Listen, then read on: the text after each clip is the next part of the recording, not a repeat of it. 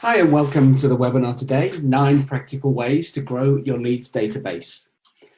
We'll get started in just a minute. A little bit of housekeeping before we get started.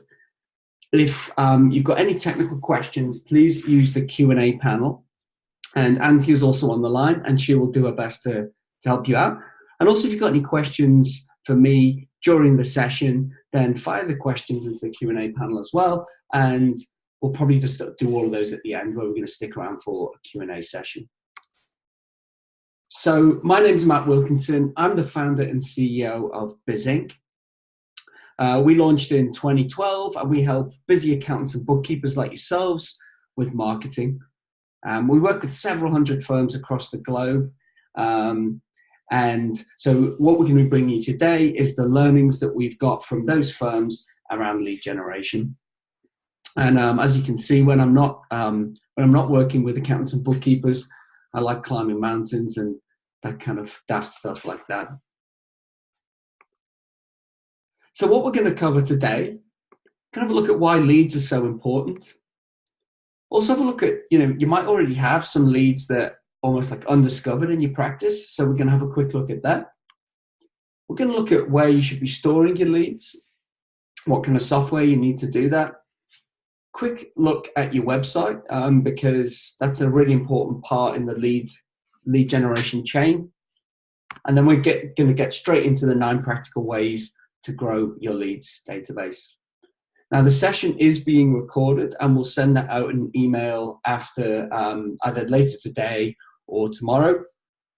So yeah, we'll send out the recording as well and the slides. So let's get into it.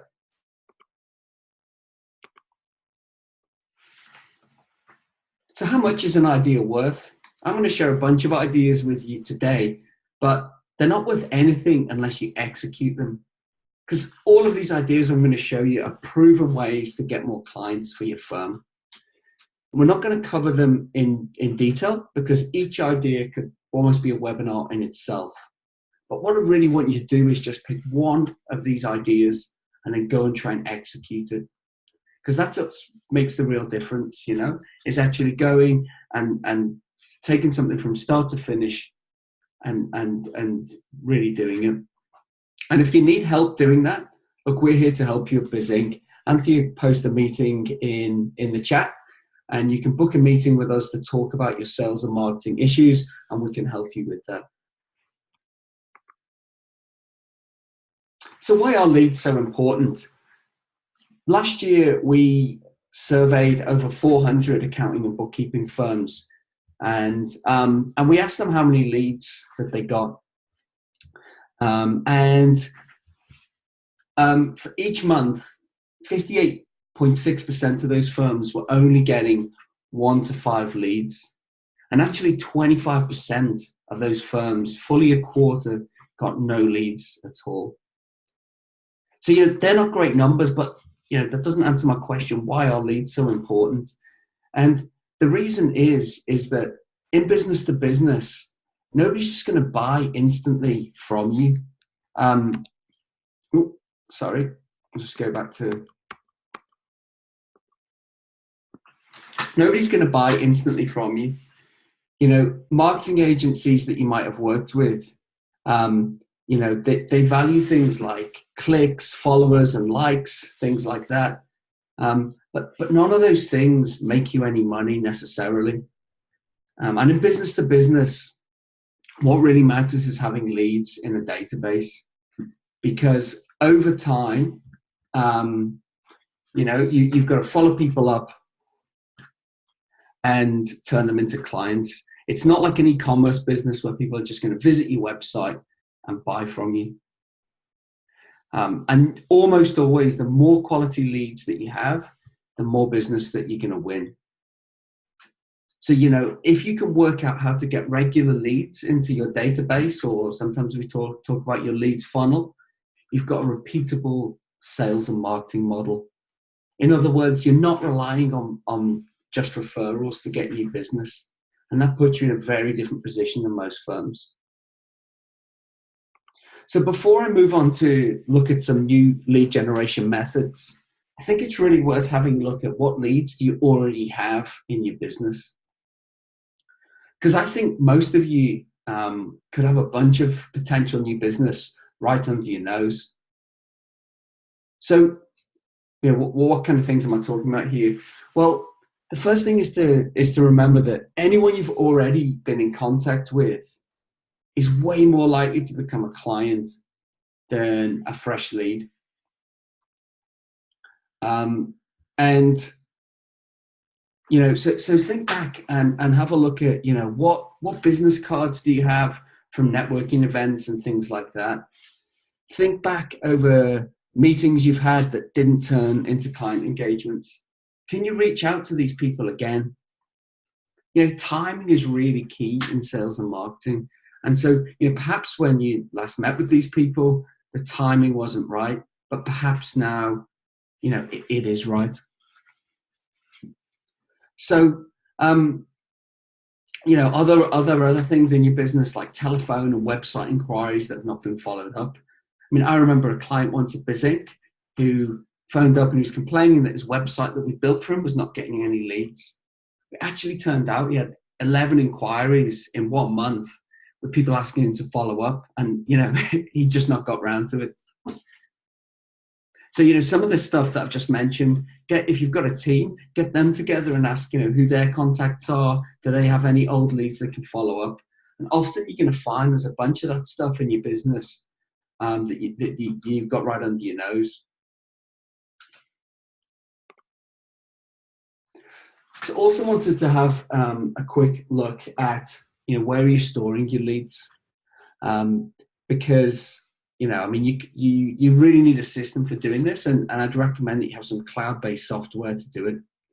So this could be your practice management software, but I'd probably suggest that a dedicated CRM would be best. So a CRM, customer relationship management software, it's really, if you're going to be doing lead generation and sales and nurturing properly, it's going to make that a lot more efficient. Because with a CRM, you can automatically do things like store emails from the leads and the prospects that you're talking to.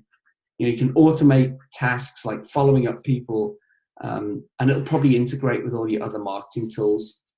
So, for example, we use Zoho at Bizink, and Anthony's going to post some of these links into the chat so you can see them.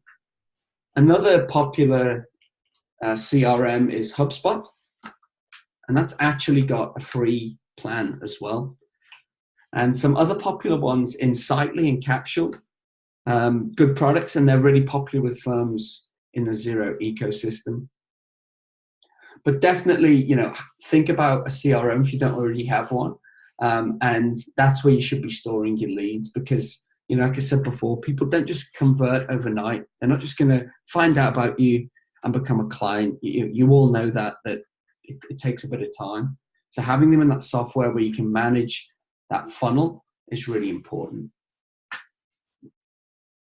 So just a couple more things before we get into the lead generation tips.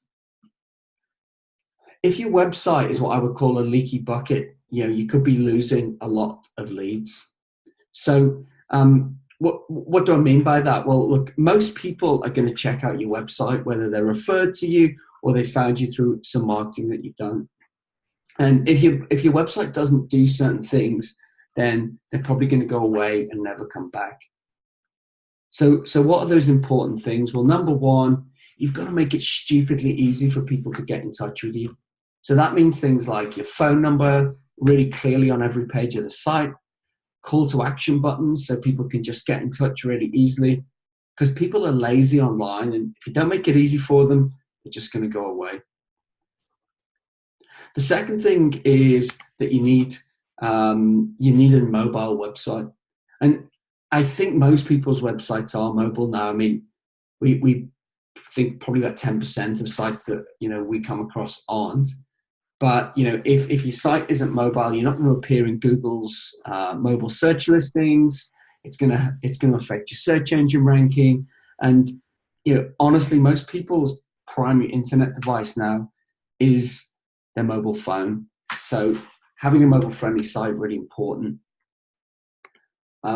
Now having a secure site has become really important. Google decided that all sites should be encrypted. So that means HTTPS before your site. The technical thing is called a secure certificate or SSL certificate. So, all Bizink sites are secure as standard, because if your site isn't secure, it will actually now say in Chrome, Firefox browsers, insecure. So it's going to say insecure next to your domain name, which isn't a great look for a business that's looking after people's personal data. And it is also now a feature of how Google ranks websites.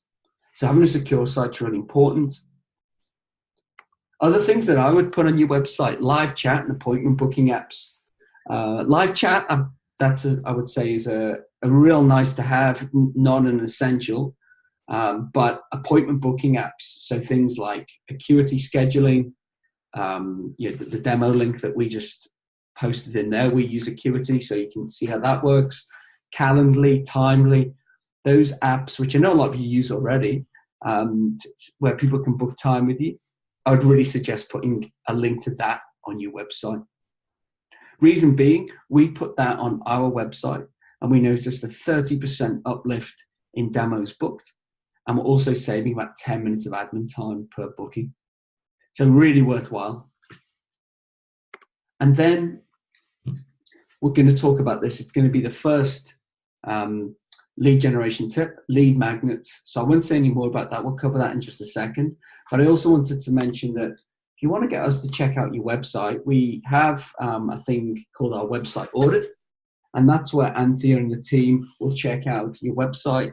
And we'll give you some suggestions on, we'll actually tell you what's working well. So it's not just about us trying to bag your website. We'll say, that's good. And here's some things that you probably need to fix. And we'll give you some practical suggestions. And you may have had one of those from us in the past. We've actually updated it recently. So feel free to get another one.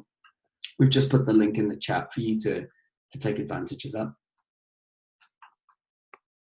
So let's get into these practical ways you can get more leads into your business, because that's what you've come here today for. So the first one, I just mentioned it, is putting a lead magnet on your website. So what's a lead magnet? It's a valuable piece of content that you give away in exchange for someone's contact details. So this is one of our clients' websites. We'll discuss this a little bit more. You can see it on screen. This is the lead magnet on their site. And, why do you need to do this? Well, the reality of your website and most accounting, bookkeeping websites is that most of your visitors will not get in touch and they will never come back. And that's a sad fact that's true, even for the best websites. Now, this doesn't mean those people who visited are not interested. It's just the nature of the profession, the industry that you're in, is that when people visit your site, they're often not ready to engage you. They're doing some research. They're definitely not ready to pick up the phone, but they're interested. So the key is with a lead magnet is to give them like an easier step to engage with you. That's not as big a commitment as booking a meeting or anything like that. So hence something like on screen here, you give away some valuable content and you grab that visitor's details, because then you can start a conversation with them. You can keep that going. And, we call that nurturing. So, we're nurturing that lead until they're ready to engage you, and then you're top of mind. And that can even be done automatically with, email drip marketing and things like that. So how to do a lead magnet? Look, real easy way to do it is if you're a Bizink client, we'll create one for you. And we do that for all of our website clients. We're actually going to give you a free lead magnet after the session. So you can choose from either a cash flow kit, a business growth kit, or a startup kit. I'm going to give you that content for free so you can put that on your website. But basically, any lead magnet should appeal to the pain points of the people you're trying to attract. your ideal prospect. So something that's, you know, really valuable, but easy for them to get hold of. So like the one on screen here, is about a business plan. So as you know, lots of business owners are required to do a business plan. They often struggle with that. You know, maybe they're trying to get funding, you know, a loan from the bank. They ask them to do a business plan. So they're often searching for a business plan template. They want to know how to fill that in. So, you know, for this client, we've given them this business plan template and a 7-part course, which actually happens by automated email. So not only is it a lead magnet, it also does some automated lead nurturing as well. So we're going to give you that free lead magnet content after the session, and that's written by our team. We've also written business content in the past for Intuit, Bank of America, Microsoft, a bunch of other banks and big organizations. So it's really cool content that you can use on your site. And it doesn't just have to be on your website. You can use your lead magnet on your social media. You know, you could use it in email campaigns. There are lots of different ways to use it. So that would be the first tip. Second tip, optimize the traffic that you get from vendors' websites. So what I mean here is that, you know, most of you will work with vendors like the big accounting software vendors like Xero or QuickBooks. And you probably listed in their directory. So, you know, you're getting traffic from those websites. But most firms don't optimize that. They actually send that traffic straight to the homepage. Now, what I'm suggesting is that you have on your website a specific page for that kind of traffic. So like the example here, if you're listed in the Xero directory, you should have a Xero specific page optimized for those kind of leads. And that's what you link to from that directory. Because the people visiting have a very specific interest. So, you know, as soon as they land on your site, you need to show them stuff about what they're interested in. In this case, it's Xero. And then, you know, make it really easy to get in touch. So you can see in the top, you know, these guys have got a book demo button. You know, otherwise they're just going to leave. If you send them to your homepage and they've got to dig around, they're probably just going to leave. So, you know, optimize that page because, you know, you might not be getting hundreds of leads in any given month or year or whatever from these sites. But, you know, most of you probably only want 1 or 2 new clients every month. That's from speaking to lots of firms. That's what, you know, we normally get told. So you don't need hundreds and hundreds of leads. It's about, you know, making the most of the ones you get. So optimize that traffic that you get by having a landing page. Now, again, if you're a Bizink client, we just create these pages for you. And this is one of our clients in the States. We create this really nice Xero landing page. And Anthony's going to post some other links into the chat now. So you can see different ones that we created for Xero firms, QuickBooks firms, MYOB firms in Australia. So you can see the kind of thing that we do, and that will hopefully give you some tips if you want to go and do that yourself on your own website.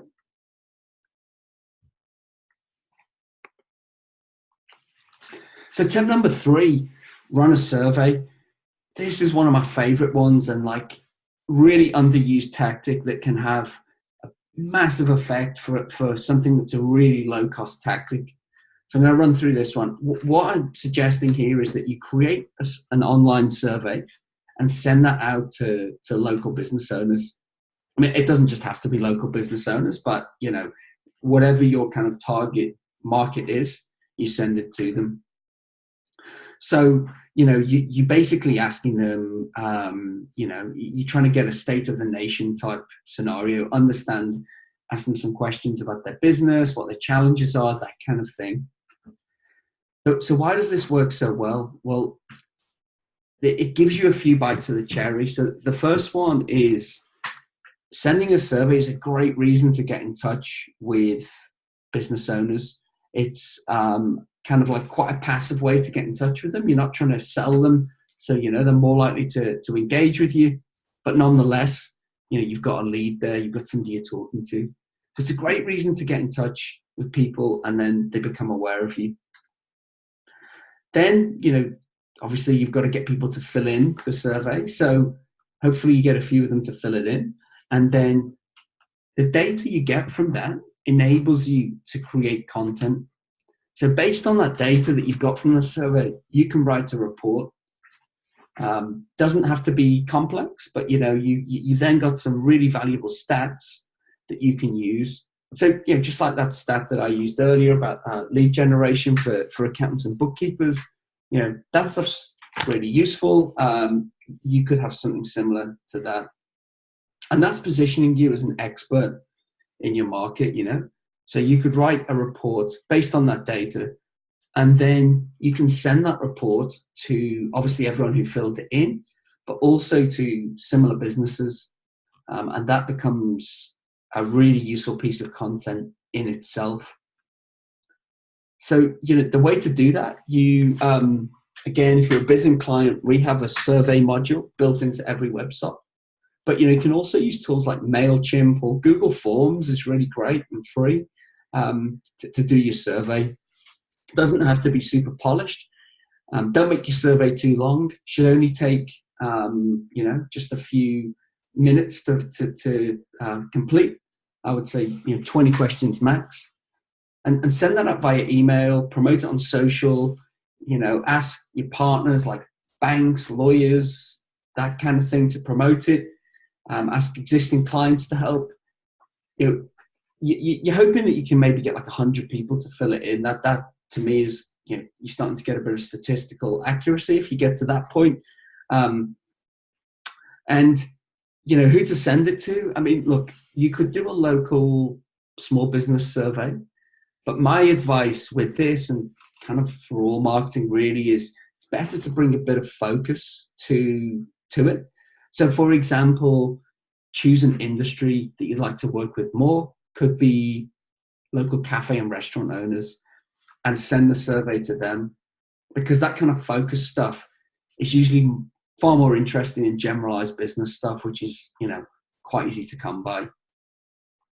So yeah, a survey, I think that's a really interesting method of lead generation that, I don't see lots of firms doing that, but it's really effective. I've used that in different businesses, and it works really, really well. So a classic tactic here, but one that is classic because it's completely evergreen and keeps delivering, is events. Nothing beats face-to-face when it comes to marketing. When it comes to accountants and bookkeepers, you cannot beat that. So, if you run an event, you can get in front of prospects and come away with a bunch of really engaged leads. And events work well because people buy from people. You need to build trust to make sales. Like I said before, it's not like e-commerce, like Amazon.com, where people just go on, click, buy, impulse stuff. You're building relationships that might last for, a decade or more with clients. So getting in front of people is really important, because humans are hardwired to trust people they've met. And that's why events, it's just a tried and tested method that will always work, no matter how much marketing technology changes. Getting face time with clients and prospects is always going to be important. And events are quite repeatable as well. It's always good to have things in marketing that we don't keep having to reinvent. And you can use the same event year after year, tweak it a little bit, but it's a repeatable way of doing things. So my tips on events would be, keep it small and simple at first. You don't have to get a big flash room. You can just do it in your office or a simple meeting room that you could hire. In terms of what to do the event on, I would say focus on a really narrow topic that is a pain point for your clients. Yeah, it could be something like this webinar, but tweak it for your kind of clients. So, for example, 9 practical ways to get paid faster. I'm sure all your clients struggle with cash flow, so something about getting paid faster. I think you would get people coming along to an event like that. You've got to make it really easy for people to sign up for the event. So an online form on your website or using an online ticketing service like Eventbrite can work well. I mean, if you're struggling for people to invite, one tactic that could work is to ask clients to come, but, tell them they've got to bring along a friend who also has a business. And charging a small fee can also increase the turnout. People, feel a bit more committed, and obviously it helps to cover your costs. And people tend to value what they pay for. You do a free event, it's not valued as much. So I would always recommend charging a nominal fee. That can help. Always make sure in an event that you've got a product or service that you can promote on the day, and give attendees a chance to sign up. So basically, don't just do great content in the event. People, if they've come, they're thinking about working with you. So give them a chance to sign up. Make that easy for them. Maybe, to just a form, and obviously you're going to follow them up after the event. Now, if that all sounds like a lot of hard work, an alternative could be to sponsor an event. And then obviously someone else does all the kind of legwork and the logistics. You're going to have to throw in some cash, but you could still get the list of leads at the end, and perhaps even a chance to speak at the event. So that could work as well. But whichever way you do it, getting in front of people through an event, tried and tested way of getting leads.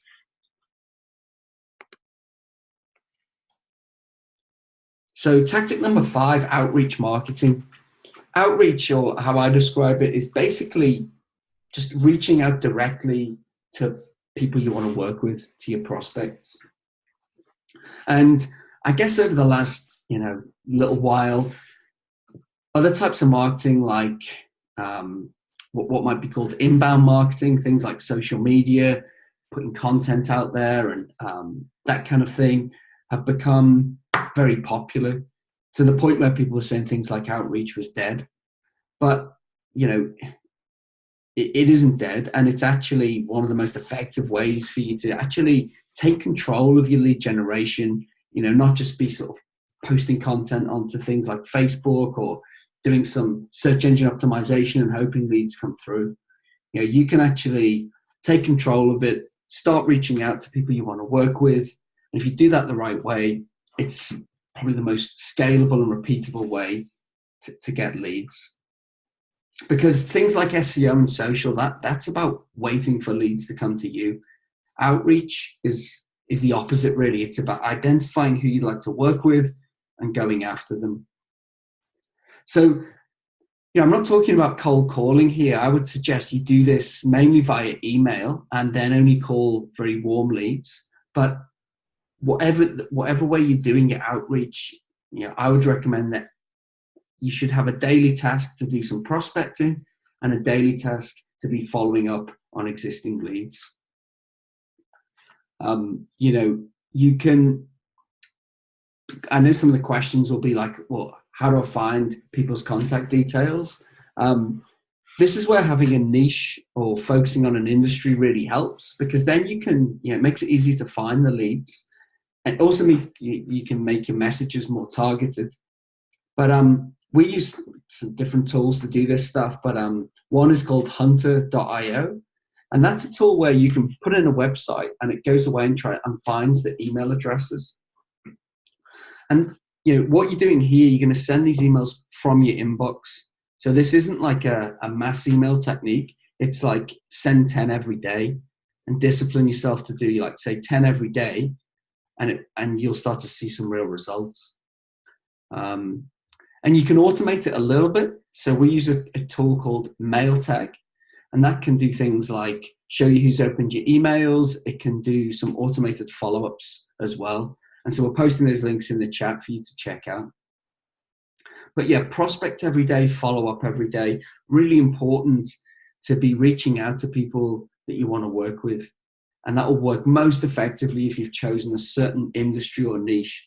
I'm not talking about niching your whole firm. I'm just saying for your marketing, if it was like architects, then, you can find the directory of architects, you can find their contact details, and you can make a very specific message to them and start doing them. So definitely have a look at outreach. Now, in a way, this is an extension of outreach, but LinkedIn Sales Navigator is something you should probably have a look at. Now, it's a paid service from LinkedIn, and it makes it really easy to find and connect with the right kind of prospects. Check it out because they do a free trial for 14 days. It's not a super cheap, so I don't know. There's no such thing as cheap or expensive advertising. It either works or it doesn't. So, if it works, it works, doesn't it? If it doesn't, then I guess it seems expensive. It costs something like $120 US a month. But, if you get one client out of that a month, then, it's a drop in the ocean. So have a look at it. Look, LinkedIn is the social network for business. And so you should be using it, right? If you're trying to get business clients, you got to be using LinkedIn. And you can do that with just a free LinkedIn, but Sales Navigator makes it much easier to find leads, to connect with them. And you can also see what content they're sharing and commenting on. It's got a really good feed that shows you what the people in your networks are talking about, and you can get into those conversations as well.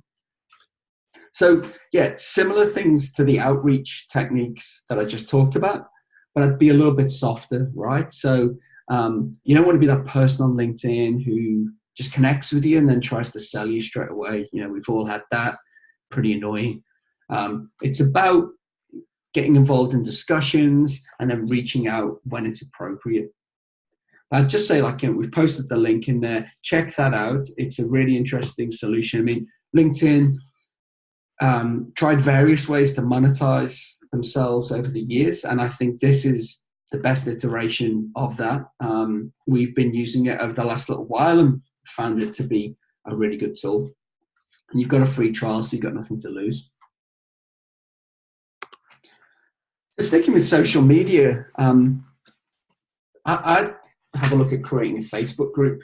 And just to reiterate, I'm not saying do all of these.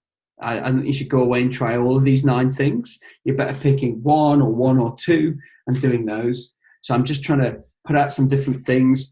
So if you really like Facebook, and I know a lot of our bookkeeping clients are really heavy Facebook users, then if you're into Facebook, then consider a group, because groups are free and you can create a community of people who are, the type of people you really want to work with, and you can get a lot of leads coming from that. Now, Facebook took a bit of a hammering this year, right? With all the data stuff and, they took a bit of hammering, but it's still easily the world's most popular social platform. It's got over 2 billion active users. Now, we all want to kind of have a piece of that pie, but I see a lot of firms just posting content on Facebook and hoping to get leads. And the reality is, it's just not going to do that for you. Doesn't mean it's pointless. It does help you perhaps nurture your existing leads, and it can help you engage clients. But the engagement from people who've never heard of you is really low on posting content to your Facebook page. And advertising is now quite costly. It used to be real good value, but now you'll be paying a lot to advertise on Facebook.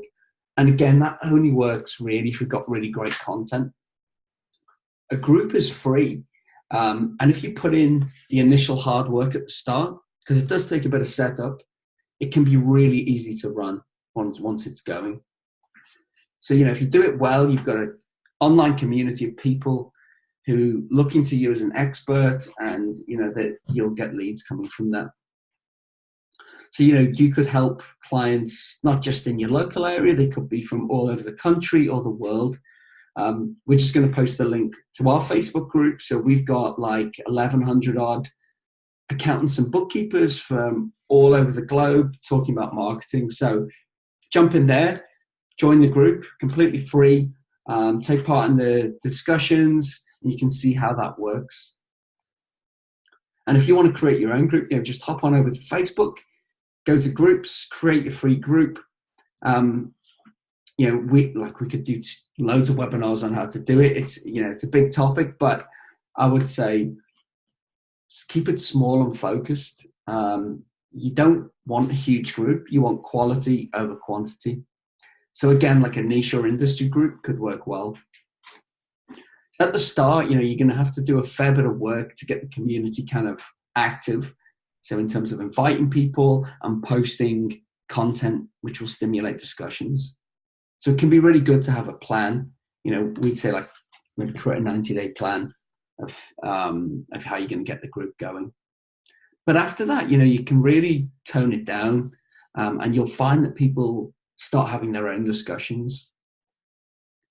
And in terms of how the leads come out of that, often you'll find just people are reaching out to you, but it's fine to do a bit of selling in there as well. Just don't do too much. Like over 90% should be advice and help. If you do too much selling, you're just going to turn people off, and it's going to be counter to what you're trying to do. So number 8, become a guest writer or blogger. Now this sounds pretty fancy, but I think it's something that pretty much everyone can get involved in. And what this is about is really, leveraging that expert knowledge that you've got. And for example, getting a column in the local paper, or maybe writing for an industry website. Why would you want to do that? Well, it's really hard to build your own audience, either online or offline. So why not piggyback off someone else's big audience? Media outlets are always looking for free content now. Journalism is not what it was. Certainly local papers are really struggling. So they're looking for people to provide content. So, example, my local paper has columns from a local accounting firm and one from a lawyer as well. And they're pretty good, they give some really handy advice. I read them, and, it positions those people as experts. It gets their name out there. Their contact details are on each piece. I'm pretty sure they're getting some really good leads from them. So how would you go about doing it? This is what I would do. I'd come up with, say, 6 topics based on questions your clients always ask you. So just come up with the topic, the title of an article. Don't need to write it, just come up with the title.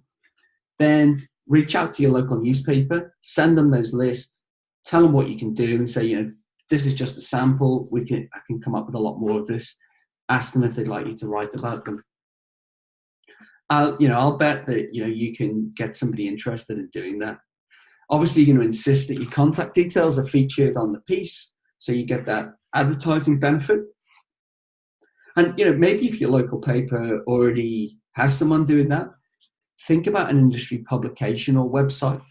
Going back to that niche or industry thing, then, could you go and do that? Come up with tips for, like I said, for architects, business or accounting tips for architectural firms. I'm sure they've got websites or magazines, that kind of thing, that you could get a column for. So example very similar to that is I did a piece on search engine Google ranking for Accountants Daily. So that's an Australian accounting website. So Anthony's going to post the link in there, and I got a heap of interest from this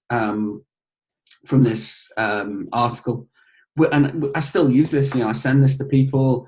So it positions me as an expert, gets interest in Bizink, and we got a few leads come from this as well. So that's the kind of thing I mean around industry publications.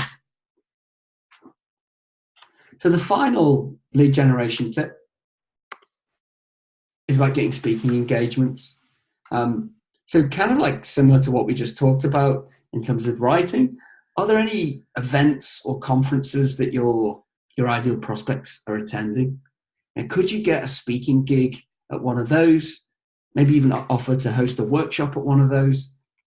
Because just like events that we talked about earlier, getting in front of people is so important.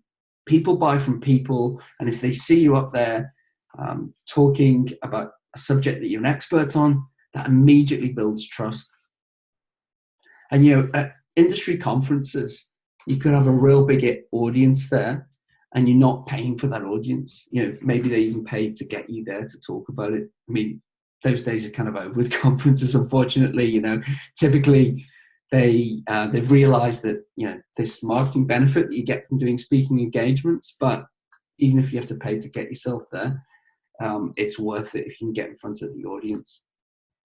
So, I'd be make a list of events and conferences that your ideal prospects are attending. List out some of those pain points of your ideal prospect. Hopefully, you've got those pretty clear.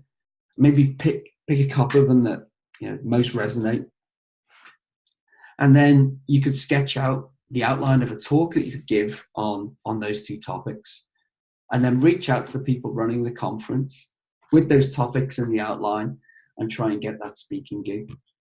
And what you'll find is if you can get one, then you can use that to get more. Once you're sort of known as a speaker, you definitely can get more gigs. So 9 different tips there, very different kinds of things, from online to offline, traditional to very digital types of lead generation methods. I could have come up with 90, but like I said at the start, the really important thing is to pick something and give that a go, because ideas, we can all come up with the ideas. It's about executing them that's really important. So to sum up, you've got to make lead generation a daily priority. So things like I said before, prospecting every day, following up every day, that's the only way you can build a repeatable and scalable marketing model. And to do that, you need the right tools. So, a website that doesn't leak leads, and a CRM where you can add your leads and automate some of those kind of nurturing tasks and that kind of thing. So like I said, you've got to make sure you've got the website that it's really easy for people to get in touch with you. Outlines your unique selling points, and has some of those technical features like it's mobile friendly and it's encrypted. So like I said, choose one idea and just execute that. All of those ideas will work. There's most things in marketing will work if you execute them well. But choose the one that's going to fit with your skills, your expertise, and just make it happen. And of course, if you need help, we're here. We can help you with websites. We can help you with content, marketing content, things like email newsletters, blogs. So if you want to talk to myself or one of the Bizink team, we've put the link in the chat there to book a meeting, and we can help you with that lead generation side of things. So I'm going to wrap it up there, but we're going to stick around for a Q&A. If you've got to go now, thanks a lot for coming along. But use the Q&A panel to fire in some questions, and myself and Anthea are going to stick around, answer any questions you've got about lead generation or anything to do with sales and marketing. So please fire them away. Awesome. So Jonathan's just got a question. Do you have a template for cold email outreach? We do, and I should have mentioned it. We're going to give you that after the session. So we're going to send an email, might be later today. I think it's probably more likely going to be tomorrow. That's going to have the webinar recording, those free lead magnets, and those outreach templates, which I was remiss to mention. We will, we do have a few templates for doing email outreach. Awesome. Jonathan says, sweet, you're the best. Oh, I don't know about that, but no problem. I've got a couple of others, but yeah, like Matt said, if you have any questions at all, just fire them in while we're on. I've got a question here about events. So what do you think about running, they've typically run like a social type event, like a golf day. Sometimes they do like an end of year party thing. What do you think about trying to sell at those type of events?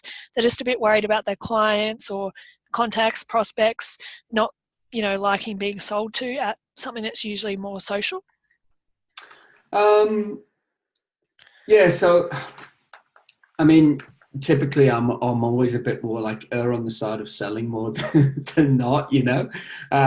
If you're giving people a load of free stuff, I think it's okay to put something in there to try and sell them something, you know, if it's useful to them. I don't think people mind that.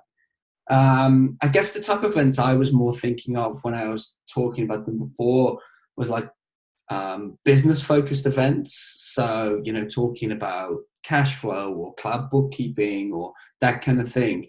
And what you find when people come to those things is, you know, they're coming because they got a problem or a challenge and they want someone to deal with that for them, really. You know, they want to kind of learn a little bit about it, but really they want to pay someone to deal with it. You know what I mean? So it's kind of like, it's actually polite to sell to people. Like, it's kind of, if people come to an event, you tell them about something, they want to go, okay, how can you help me with that? So you're going to make that like real clear. Don't beat around the bush. Just offer that to them, and you know, and you get signups. So I can kind of consider it a politeness sometimes to sell to people, because that's what they're kind of expecting you to do. I can see at a social event that might be not as easy to do, but I reckon there's always a way to work something in there. Maybe just doing the follow-ups, you know, and not on the actual day. Cool. Stephen's got a question. Can you please summarize again how LinkedIn Sales Navigator works? Yeah, so LinkedIn Sales Navigator it's like it's almost like another application that is a way almost of accessing LinkedIn. So like normally, like you log in, you've got your stream of content and you've got your connections. What Sales Navigator does really is that you can search for different types of leads, and it's got some really powerful search and filtering options. So you could be like, please show me all the architects in, you know, California, and they've got to be this size, this many partners, and it's got all these kind of filters. So then it shows you all these people, and you can add them to lists. So you can basically create lists of leads. You can save searches. So you can create all these like kind of very targeted, basically, you know, prospect lists, and then you can reach out to them. So you can connect with them, and it also gives you things called in-mails. So that's basically where you can send people like a special message. I think you get like 20 a month. I tend to just connect with people and then message them. The other part that it does is it's got a really cool, so just like in LinkedIn, you have your normal content feed. The way this works, it kind of really narrows down and shows you different content people are sharing.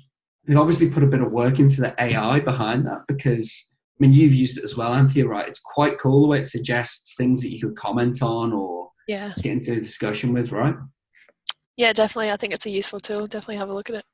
Yeah.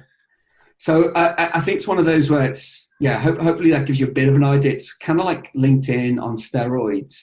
It helps you build lists, but they've got this 14-day free trial. So I'd just say go and have a look, because it's hard for me to explain it. If you go in and try it out, I think you'll get the idea pretty quick.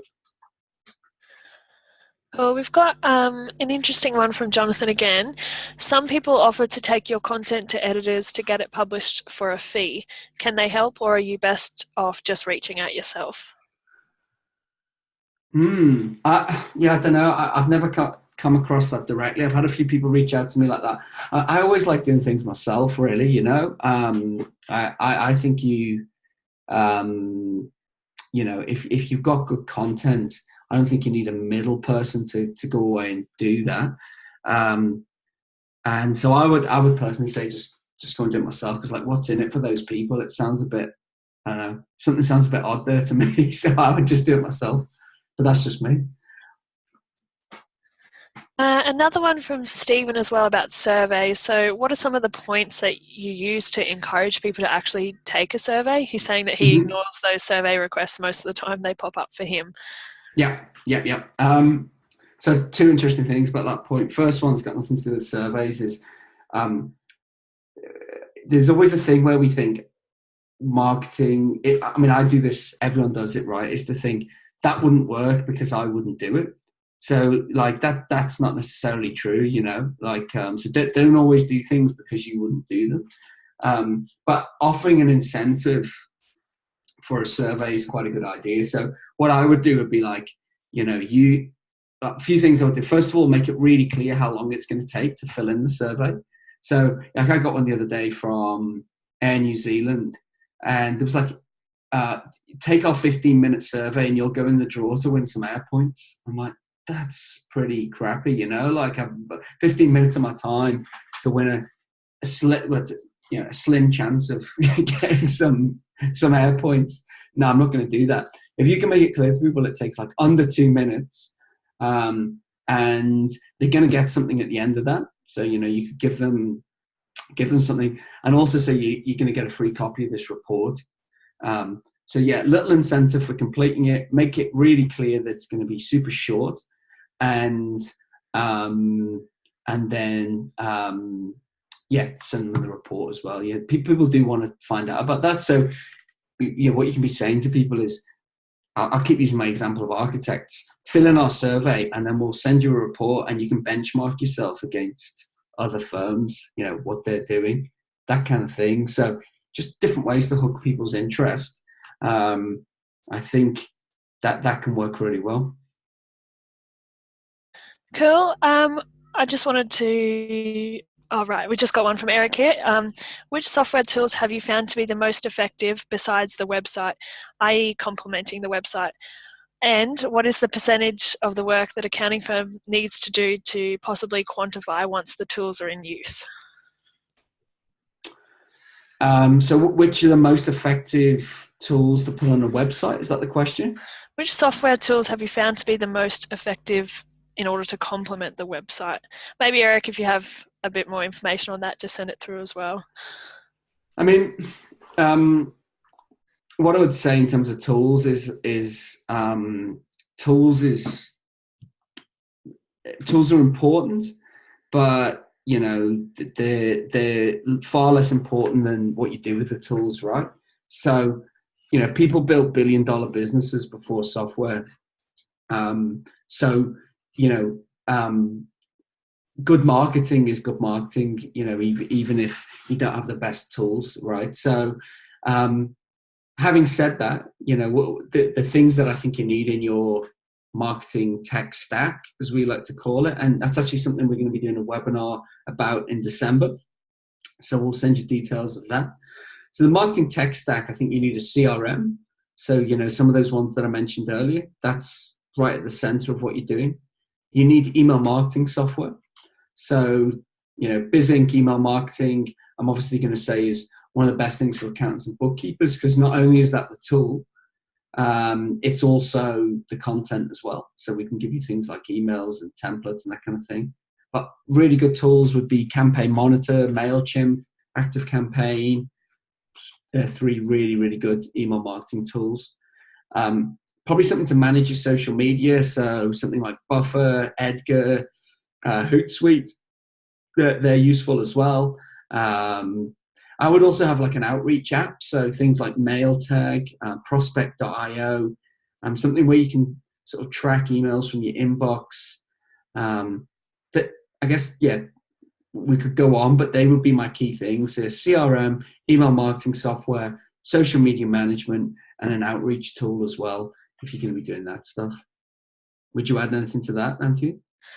No, I think that's cool. Hopefully that answers your question, Eric. If not, just you know how to get in touch with us. And I think those are all the questions that I can see for now, Matt.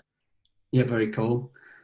I was just going to say, in terms of surveys, we do a survey every year, and last year we had over 400 firms respond to our survey. So, if you do make the offer enticing and all of that, then you can get a good amount of people fill those in. And I love that as a marketing tactic. Cool. Well, thanks to everyone for coming along. Appreciate those questions. Thanks for making the time to come along today. As I said, we'll send out the recording and those free bonuses as well. And we'll send that out in an email no later than tomorrow. So yeah, thanks for coming, and enjoy the rest of your day.